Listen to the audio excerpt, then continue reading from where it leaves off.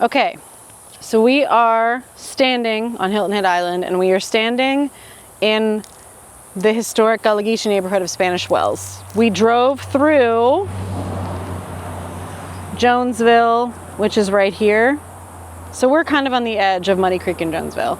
So this is a map of the plantations that were here for a very long time, but remember, plantation time here is long, so that the boundaries change, but for most of the people who lived here, anywhere that's in this dark red area, that's Graham's Plantation or Stony Plantation. It is now called Honeyhorn Plantation.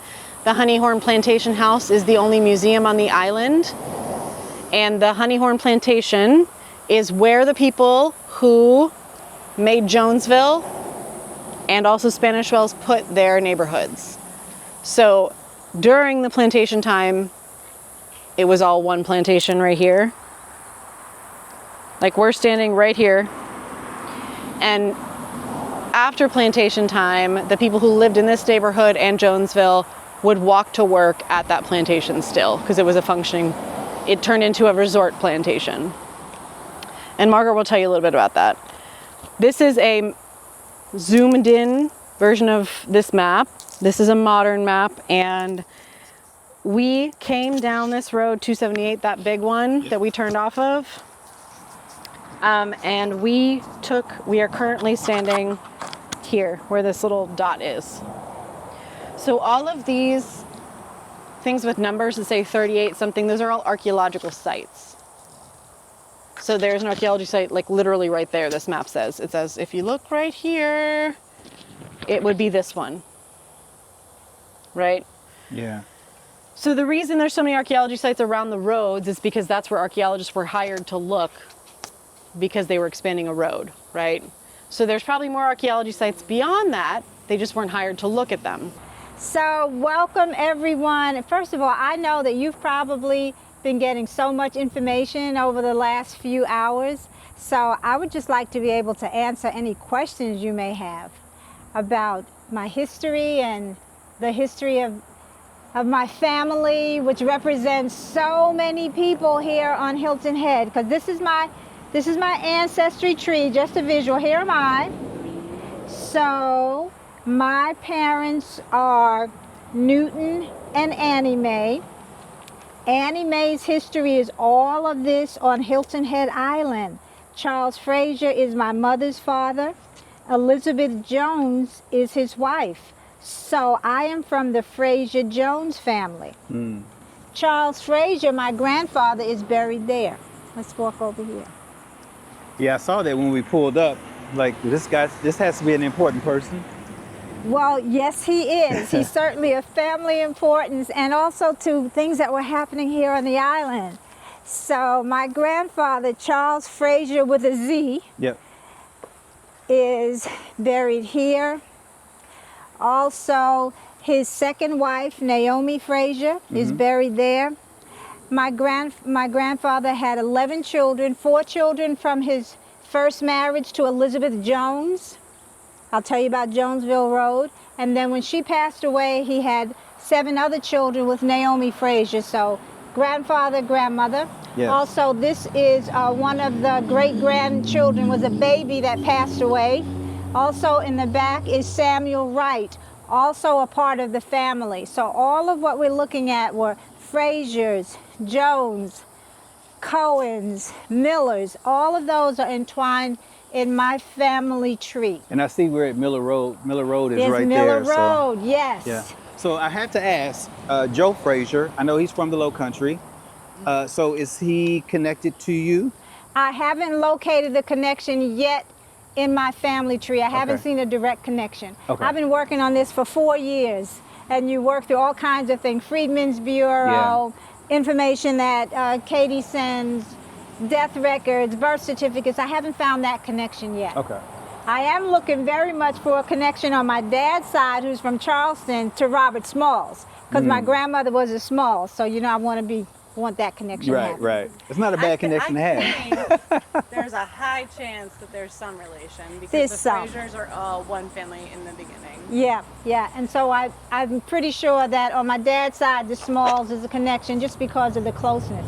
So here's the thing with this church, this is the new Church of Christ. So I'm trying to research the history so that it can be named a culturally significant place. Yes. It is one of the 5 churches on the island that hasn't yet, as far as I can determine, it hasn't achieved that status. And I believe it's because this is the second iteration. Murray Christopher, who is just an amazing Gullah descendant, who has done all kinds of research in deeds, etc. He was an employee of the town working on deeds records, and he just got fully entrenched in and shares so much with his information. He's been able to determine that as far back as we can see, 1972 is when taxes begun to be paid on this place. And I know that it needs to have more of a history than that to qualify for culturally significant status. I know it's been here longer because my grandfather, who's buried here, was an elder in the original church. Yeah. So I have put out feelers in the community to people who know people who know people to say, please call me and give me some oral history, because that's what's needed. And this child was buried in 1958. So we know that unless they moved the bodies, but no, this remains exactly. Yeah. And with all of this construction that's going on, I'm desperately concerned that this dwelling, if it doesn't have any significance attached to it beyond what we know it to be, but historical significance, it may come down. I know that the gravesite must be protected, but this is also important because you'll see, and as we travel, just all of the construction that's happening. Yeah, it's everywhere. Katie provided me with a copy of a deed, either Katie or Murray Christopher. I actually own the deed where Daniel Frasier purchased in 1889 the place where I live. So she lives in So you still live in the house? Not the house, the place. Right, the property, the place. Okay. There was a house there, but torn down. My dad built the house I'm living in now in 1964, but the place where I'm living is there. So Daniel Frasier died in November, and in December of the next month, someone purchased that property on his behalf. I've been trying to investigate what's that relationship, how did that person become the trustee for Daniel Frasier anyway. Also, another mystery is that family history says that Emma Grant, Daniel Frasier, my great-grandfather's wife, is buried at Honeyhorn Plantation. Okay, follow me with this. One of my papa, Charles Frasier, one of his children with Naomi Frasier is my Uncle Paul. You know Uncle Paul. And I have regular conversations with Uncle Paul, who lives in Maryland. He gives me more oral history. That's good. And the oral history he said is that great-grandmama Emma is buried at Honeyhorn. And Katie was good enough to produce maps of the time, sent them to Uncle Paul. He's 90 years old. He sent them back. He said, that's where it is. Oh, wow. I met Katie because the director of Honeyhorn, I said to him, I think my grandmother's buried at your museum site. And he said, I'm going to introduce you to Katie. And that was 3 years ago. And so we haven't moved beyond that because we're looking for some more proof, and we got distracted with things. But that's how I came to know Katie, who has helped me to dig into family history and more. So we're interested to see, we think that since Uncle Paul is very clear that she's buried there near the laundry where she worked, that there are also other black graves there as well. It's probably an unmarked black cemetery. So I need to, because I got a couple of things going, but I want to return to investigating that. So in 1851, a new plantation house was built on an old plantation. There was a man, his name was Stoney. We passed the Stoney neighborhood when we came in. That's because there was a lot of Stoney plantations. His daughter married someone named William Graham. There used to be a Grahamsville up the road. And so William and Annie Stoney built this plantation house in 1850. That is the plantation house that now houses the Coastal Discovery Museum.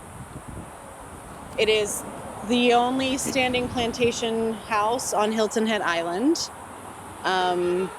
And it is town-owned property. So the town of Hilton Head Island subsidizes the Coastal Discovery Museum that is the caretaker of Old Honeyhorn Plantation.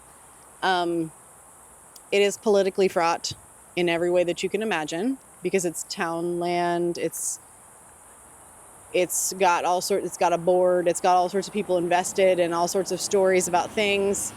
And that plantation continued to function like a plantation after the end of the Civil War. So people were no longer enslaved, but they were working on a plantation for very low wages in a very sort of intense situation.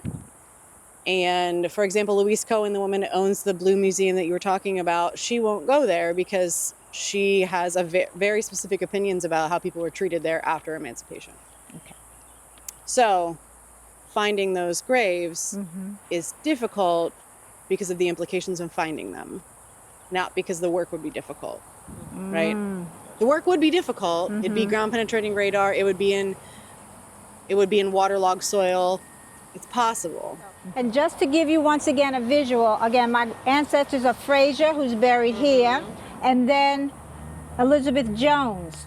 So Jonesville Road came about because my grandmother, Elizabeth Jones, her parents, Richard Jones and Annie Wright, remember Wright, so that's all family land there.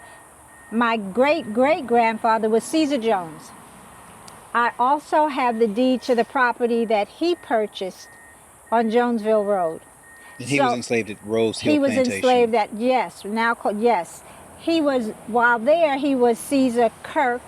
I'm not sure what motivated him because, you know, a name was a name. So they changed the enslaved people. What was the name of the? It was the Kirk Plantation. Kirk. And so he was Jones. Caesar Kirk. But when he came here after the big shoot in 1861, and Hilton Head became the Department of War for the United States, he and all the other enslaved people in the immediate low country came here to Hilton Head. He changed his name to Jones. Wow. So Caesar and Mariah Jones, and here are their birth dates, born 1828. Yes. And so this is the Jonesville part of my history. So the oral history is that the Frasier men married the Jones women. So it's the Frasier Jones family. Yeah. They did. So do y'all have Frasier Jones family reunions? We do, every other year. That's good. Yes, they're not under the tree like I would love it to be. They're in hotels, but yes, they happen. So we're able to trace the Jones side of it as far back as, of course, Caesar and Mariah. Yeah. Yes. So my mom, Annie Frasier Greene, met my dad, Newton Greene, in Brooklyn, New York. During the 40s, they went there with the Northern Migration seeking employment. There was a person from Hilton Head who had a restaurant and she gave employment to people. Mama was a waitress there. She met Daddy. Okay. After we were born, there are 4 of us in the family. Every year for my dad's 2-week vacation, we came here to Hilton Head. All 6 of us in a car from Brooklyn to Hilton Head in the heat. Wow. I didn't understand then why we had to eat at certain places, and now I understand why it happened. When you transitioned back to South Carolina Right. from New York, Right. full time, right? You would come Yes. down and visit family and everything. What was the adjustment, and did you leave here knowing that you were a Gullah person, or was that something that when you came back you were able to really delve into from a cultural perspective? The latter. In New York, because I moved here, I was already 37 years old. I was newly divorced. I had 2 children, ages 7 and 9. I had given up my work and job in New York, so I came home to Mama. At that point, Mom and Daddy were living in the house that I live in now.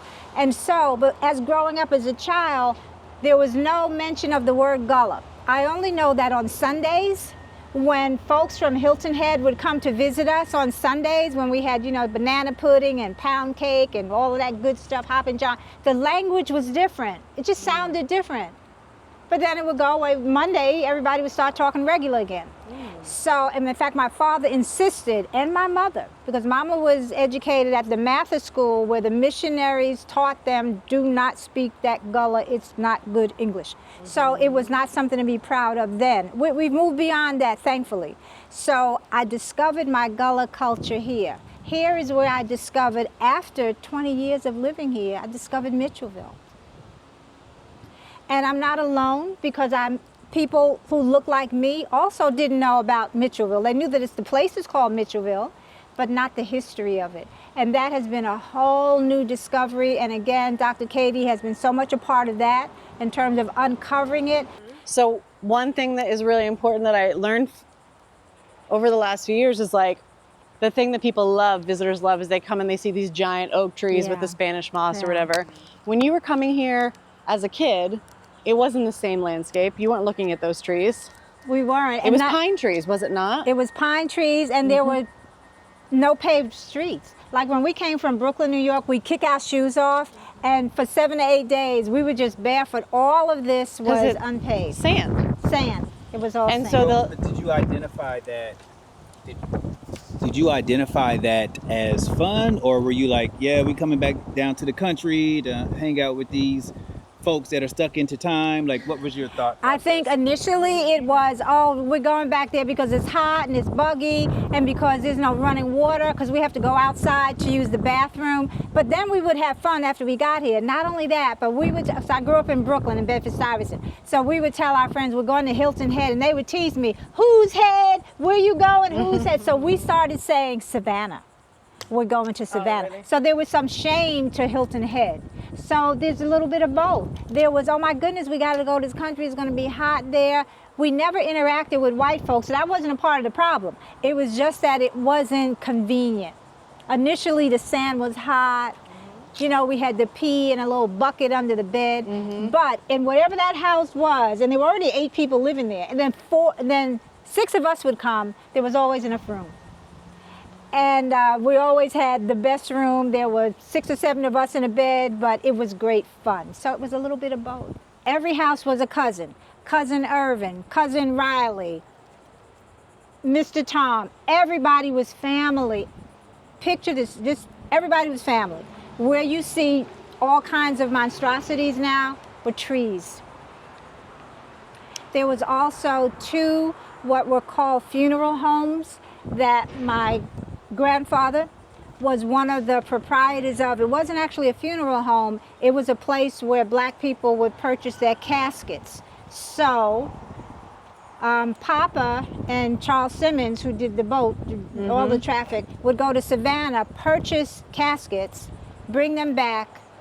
The bodies would be dressed there by Papa's wife, Naomi, in that house, etc. So it was called a funeral home, though it wasn't truly a funeral home. The bodies were dressed because they would stay in the living room and all kinds of wonderful things from our African history. So all of that was on Jonesville Road. And so now when I turn into home, it still brings me to tears. I was telling my sister that when my husband and when I retired, nobody was living in the house, so we did a very gentle renovation. We kept the footprint, but we turned this dirt shed into, this is my wee shed, because we had so much stuff. And so needed a place, and just things that I've accumulated also since being here. This is like a little museum. Yeah, so this is, Mama was the first director of the Children's Center when she retired, or when she moved here when Daddy retired. So she was the original director, so that was at her retirement party after 10 years. And this was my daddy, who was an incredible electrician.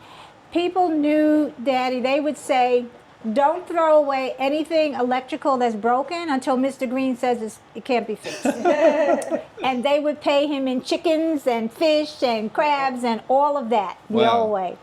And so this was our family. That was a great bartering It was a great bartering too, yes. And this is what the house looked like in the interior next door. This was Mama, Daddy, my brother who lives next door, my sister who passed away, my sister who's in New York, and her son is building a home. That's why I wanted to go down Elizabeth Drive, because that is the house on the left-hand side. Yeah, over there is where her son, that's also family land, is building house there. And you got Oh, Employee of the Year here. You met the challenge in 95 I sure and 96. did. I did. So this was my second career.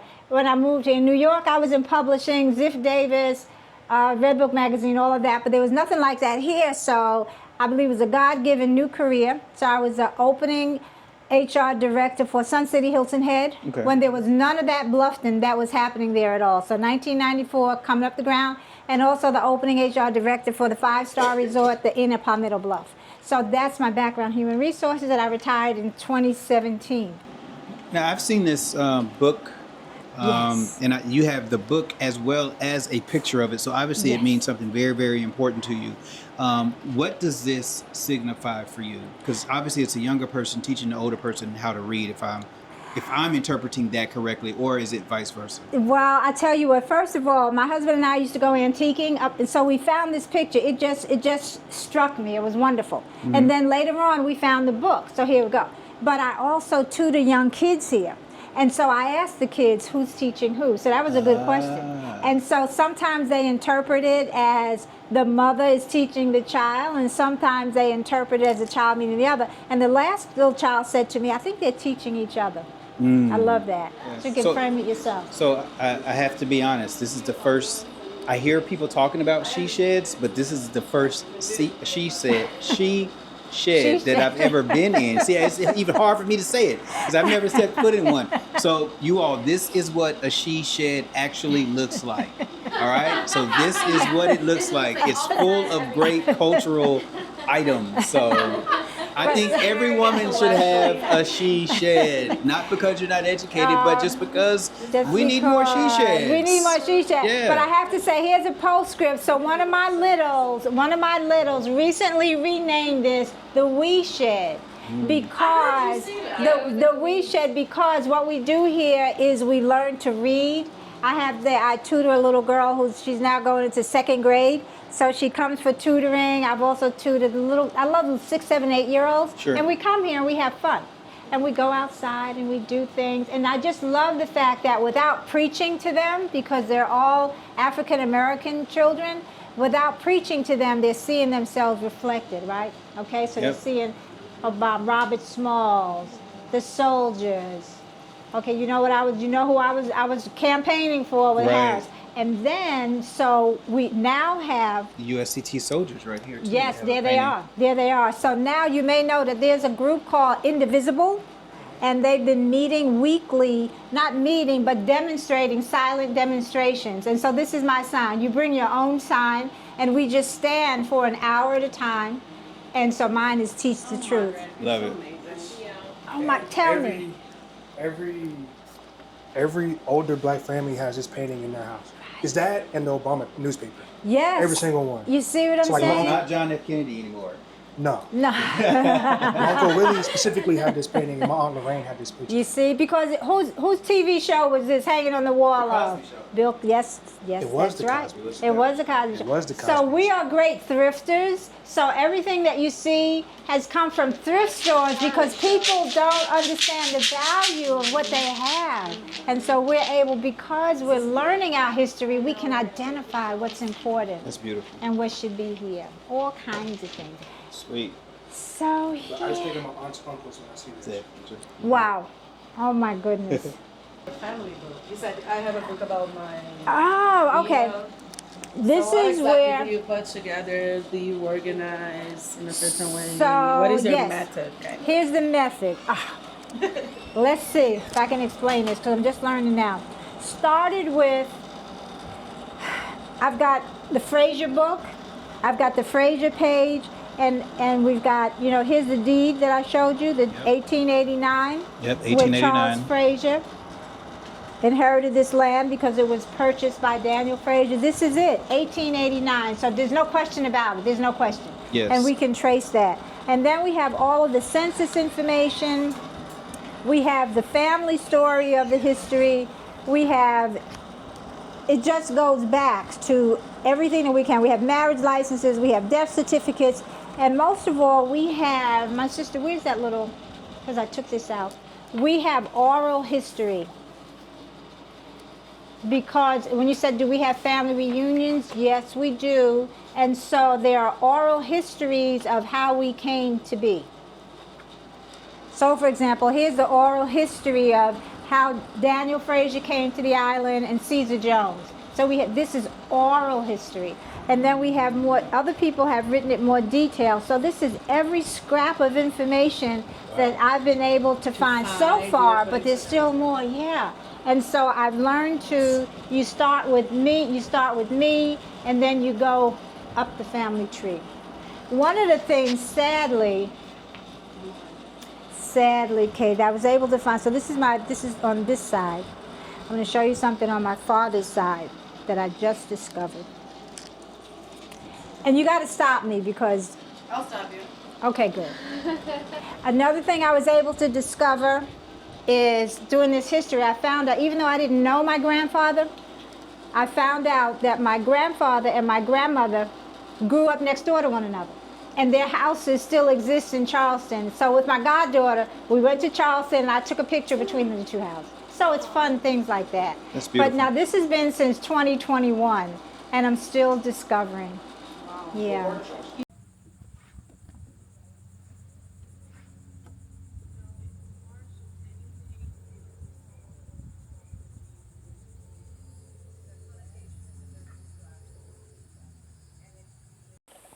All right, so it's story time. We may have some new information that Mrs. Greene does not know. So let's see. As we go into this realm with some spirits, we don't have any tequila, but you know, it's all good. Okay? We have some, we have some quarters here, which we need because it's 100 degrees out here. It is And we also have water and apple juice. Feel free to go and get some. She says for the internet's sake. Yep. All right, so it's story time. What do we got? What's new? So we've been learning all day this journey about Caesar and Mariah Jones, and we've connected to them in multiple places. And when I was doing my dissertation research, I was really lucky that I was able to collect interviews from Louise Cohen, who runs the Gullah Geechee, Hilton Head Gullah Geechee Museum, Dr. Emery Campbell, Thomas Barnwell, right? And so I can't do this justice at all because I'm not Louise Cohen, but she is the person who told this to me, and so it's very important that that oral history gets credit where credit's due, right? Absolutely. So you are related to her through the Jones cousins, which we have talked about. So Caesar and Mariah Jones were enslaved on Rose Hill Plantation in Bluffton. And when y'all came in, you passed it. It was burned in 1863, rightfully so. It was a plantation that was one of many owned by the same person, so he had more than one plantation. And Caesar worked as a driver there. So a driver was a person who was in charge of organizing people and getting them to tasks, right? So it is not the driver of a vehicle, it is the driver of people. Is that synonymous with overseer? It is the person below the overseer usually. Okay. So the overseer is often a white person and then the drivers work directly for him, so it's management. And his wife, Mariah, or Maria, or Marai, was a laundress.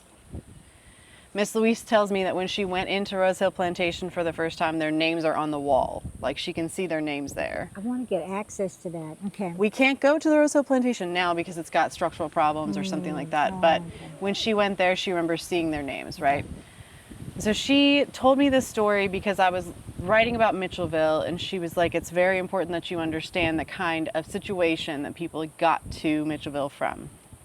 So she said that Caesar and Mariah had been enslaved. They would have been in their 30s, and they had 3 or 4 children at this point. It might be 5. I'd have to check my notes. But there is children, and one is a baby. One is a toddler. So they have to wait to escape enslavement. So this is probably 1862. Maybe 1863, because the beginning of 1863, even though the Emancipation Proclamation happened, doesn't mean you're free. You're only free if you are in Union territory, right? So they have to wait. They decide they're gonna go to Union lines. They need to wait until there's no moon, because if you were on the water and it's a full moon, everyone can see you. Yeah, shadows. And Rose Hill Plantation is Confederate territory. We learned this morning that they had a battery of Confederates there, and if you are a black family caught escaping, it is dire consequences, right? You are not going to probably survive. So they have to time it really, really well. The tide has to be up, can't be low tide. You have to have no moon.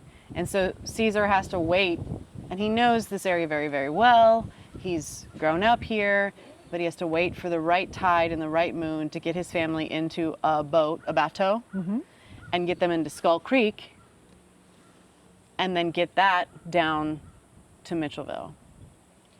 So finally the night comes, and when Louise tells it, she's an incredibly good storyteller. Yes, she is. And she speaks in Gullah. And she's speaking in Gullah, and she's saying this. And so she's telling me about how, there's all the prayers that are coming in anticipation of it.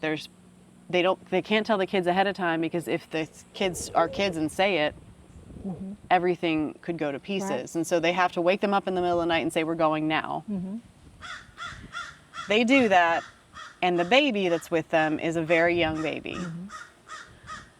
So they get to the boat, so that means they have to navigate through the darkness in the plantation with the children to where the boat has been hidden ahead of time. And they have to get into the boat without making any sort of noise. In any of the rushes, in any of the sweetgrass, no noise. Right. They get into the boat, and they finally get it into the water, and they can't really paddle it, because if you are on the water at night, one splash you can hear.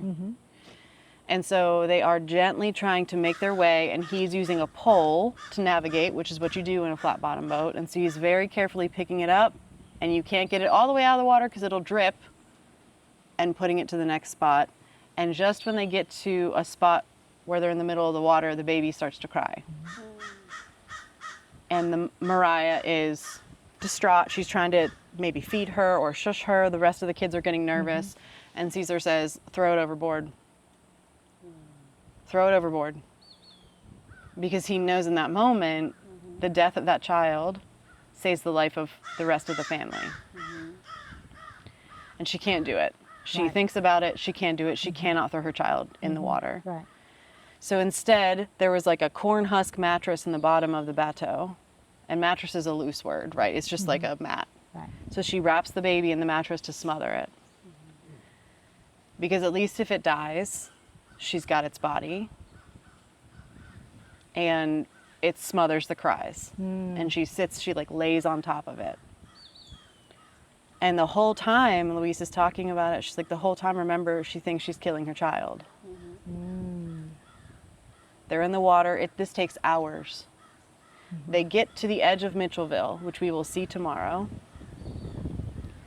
And they have to pull the boat onto shore, and by the time they hit that beach, they're on Union territory. Right. So they unwrap the corn husk mattress, and the baby's living. It's just been quiet. And they all come onto the beach. It would have been maybe daybreak, and they walk up the beach to Mitchellville, and then they start their new life at Mitchellville. He's a driver, he's got skills. She's a laundress, she's got skills. And within months, he's enlisted in the South Carolina Volunteers. He signs up for the Army. She works as a laundress for the military. And that baby is the grandmother of Louise. Oh, man. Dope. And so it's a very important story for her, because that's where she came from. And so when her father and mother, I think, left the island during the Great Migration as well, but she was sent back to live with them because her parents couldn't hold her for a while. And so she grew up on Hilton Head Island with that woman as her grandmother. So we're not even like a generation out, right? This is a direct descendant. And she is in the landscape of the ancestry. This is how they're all related. This Miss Margaret and Louise and Tom, because this family goes on to be an incredibly successful island family. So after Mitchellville, I don't know when yet, and I haven't been hired to figure it out yet, but at some point, Caesar and Mariah Jones leave Mitchellville because it is not good farmland. It is in the path of destruction for hurricanes. And the lots that they are allowed to rent there are small, quarter acre. You can't do anything with that. And they have a big family, because at this point, Caesar's father and I think mother, and maybe also Mariah's some of her siblings have come to live with them. So they eventually come, by 1870, they are in what is now Jonesville, somewhere on this road. And if you look at the 1870 census, it has 18 members of the household.